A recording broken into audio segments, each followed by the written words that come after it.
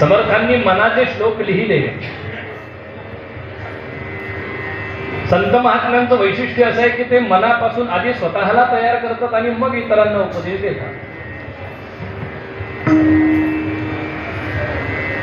आपलं कसं आहे, आपलं बरोबर विरुद्ध आहे. स्वतःला किती अक्कल असते याची कुठलीही पडताळणी न करता दुसऱ्याला शिकवण्यात आपण तरबेज.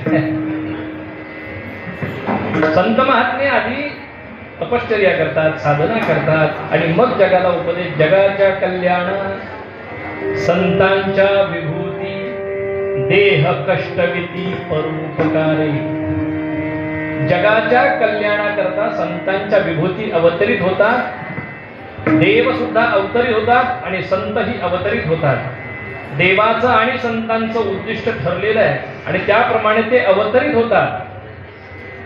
अवतार तुम्हा धराया उद्धराया जन जड जीव. तुमच्या आमच्या उद्धाराकरता संत आहे. संत, सद्गुरू, महात्मे, महापुरुष हे तुमच्या आमच्या उद्धाराकरता येतात. देवाचे किंवा संतांचे अवतार होतात, तुमचा आमचा जन्म होतो.